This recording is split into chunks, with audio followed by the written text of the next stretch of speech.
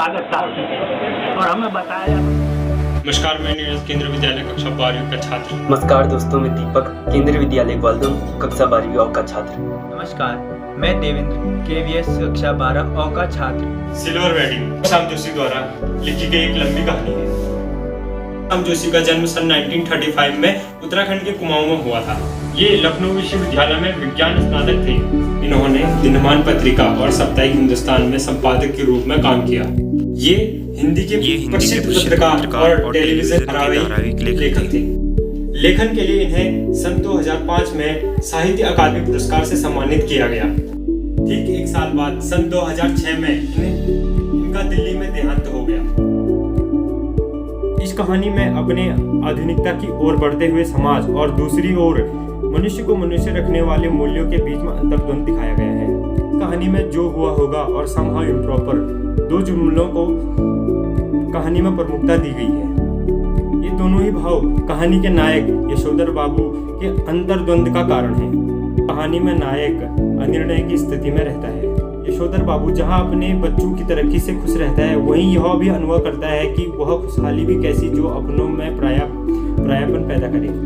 यशोधर बाबू किशनदा को अपना आदर्श मानते थे।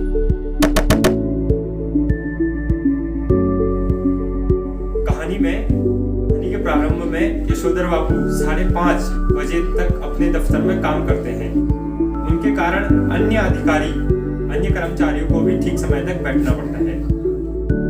दिन भर अपने कर्मचारियों के साथ सूखापन दिखाकर शाम को जाते समय अपने आदर्श कृष्णदा की कही बातों को याद करते हुए माहौल को हल्का फुल्का बनाते हैं। तो माहौल में हल्का बहुत हंसी मजाक कर लेते हैं। असिस्टेंट गार्ड में आया एक नया लड़का चड्डा उनसे बदतमीजी से बात करता है और यशोधर बाबू उनकी बदतमीजी को अनदेखा करते हैं। यशोधर बाबू अपनी 25वीं सालगिरह में ऑफिस के अन्य अधिकारियों को चाय पिलाते हैं। यशोधर बाबू को अपने पूर्व अधिकारी किशनदा की याद आ जाती है। वे कुछ क्षण के लिए उनकी यादों में खो जाते हैं। चड्डा के पुनः बोलने पर यशोधर बाबू के मुंह से यह वाक्य छूट जाता है। वे अचानक कहते हैं, now let me see, I was married in 6 February 1847। दफ्तर के अन्य बाबू में से एक बाबू अचानक कहते हैं, many happy returns of the day, और यह भी कहते हैं, आज तो आपकी सिल्वर वेडिंग है। इसी बात पर ऑफिस के अन्य कर्मचारी चाय और मीठे लड्डू की मांग करते हैं। यशोधर बाबू चाय के लिए 10 रुपए तो देते हैं, लेकिन वह कहीं ना कहीं इसे somehow improper मानते हैं। वे सेक्शनल अधिकारियों के आग्रह करने पर भी अपनी सिल्वर वेडिंग नहीं मनाते हैं, बल्कि उनको 10-10 के 2 और नोट दे देते हैं, किंतु वे आयोजन में सम्मिलित नहीं होते हैं।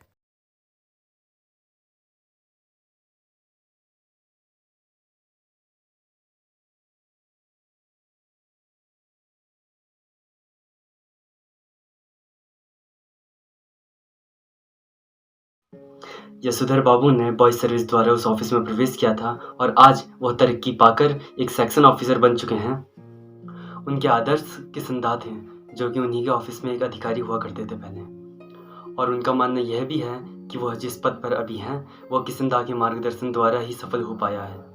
यशोधर बाबू की एक आदत थी, वह ऑफिस की छुट्टी के बाद बिरला मंदिर जाया करते थे और वहाँ कुछ घंटे बैठकर प्रवचन सुना करते थे, और फिर वह वहाँ से निकलकर पहाड़गंज से कुछ साग सब्जी लेकर कुछ लोगों से मिलजुल लिया करते थे। वह ऑफिस से घर और घर से ऑफिस पैदल ही आया जाया करते थे।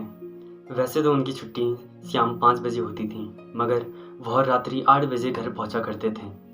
यह हमें यह दर्शाता है कि उन्हें अब अपने घर के प्रति ज़्यादा लगाव नहीं था। एक दिन यशोधर बाबू जब बिरला मंदिर को जा रहे थे तो उनकी नज़र उस अहाते पर पड़ती है जहाँ पर किशनदा का क्वार्टर हुआ करता था। अब उस क्वार्टर के स्थान पर 6 मंजिला बड़ी इमारत खड़ी हो चुकी थी, और यह दृश्य देखकर यशोधर बाबू को अच्छा नहीं लगा। जब क्वार्टर्स तोड़े जा रहे थे तो किशनदा ने एक शेष क्वार्टर अपने नाम अलॉट करा लिया था, क्योंकि वह क्वार्टर उन्हें किशनदा की याद दिलाता था, और किशनदा की स्मृति बनाए रखने के लिए यशोधर बाबू उसी क्वार्टर में रहने लगे। जब भी यशोधर बाबू को किशनदा की याद आती तो उन्हें यह ख्याल जरूर आता कि अच्छा होता अगर वह किशनदा की ही तरह शादी ना करते और अपना पूरा जीवन समाज के लिए समर्पित कर देते। यशोधर बाबू को जब भी किशनदा की याद आती थी तो उन्हें यह भी याद आता था कि किशनदा का बुढ़ापा ज़्यादा अच्छा नहीं बीता था, क्योंकि रिटायरमेंट के बाद जब किशनदा को अपना क्वार्टर खाली करना पड़ा तो उनके किसी भी साथी ने उनको शरण नहीं दिया और इसी कारण से किशनदा को गाँव लौटना पड़ा था और साल भर बाद ही उनकी मृत्यु भी हो गई थी। लोगों ने ये तक जानने की कोशिश नहीं की कि उनकी मृत्यु किस वजह से हुई थी और किशनदा से मिली यह सीख भी यशोधर को याद आती है। किशनदा के ही कारण यशोधर को रोज़ सुबह जल्दी उठने और सैर पे जाने की आदत लगी थी। किशनदा के जीवन का एक मूल मंत्र था, early to bed early to rise makes man healthy and wise. यह बात वो यशोधर बाबू को तब कहा करते थे जब वह सुबह के समय यशोधर बाबू के घर में हुआ करते थे। किशनदा की एक और आदत थी, वह यशोधर बाबू को भाऊ कह के बुलाया करते थे, जो कि यशोधर बाबू को बहुत अच्छा लगता था। किशनदा के अनेक रूप देखे थे यशोधर ने, किंतु किशनदा की यह छवि यशोधर के मन में छप गई थी। यशोधर बाबू के परिवार में एक उनकी पत्नी, 3 बेटे और एक बेटी थी। उनका जो सबसे बड़ा लड़का था भूषण, वह विज्ञापन एजेंसी में 1500 रुपये प्रति माह की नौकरी करता था। उनका दूसरा लड़का IAS की पढ़ाई कर रहा था। वो उनका जो तीसरा लड़का था वह स्कॉलरशिप लेके अमेरिका जा चुका था। उनकी बेटी डॉक्टर की पढ़ाई कर रही थी। यशोधर बाबू और उनके परिवार के बीच में अनबन बनी रहती थी, क्योंकि यशोधर बाबू पुराने ख्यालातों के और पुराने विचार के थे। वहीं उनकी पत्नी उनके बच्चों के साथ रह के आधुनिक रंग में ढल चुकी थी।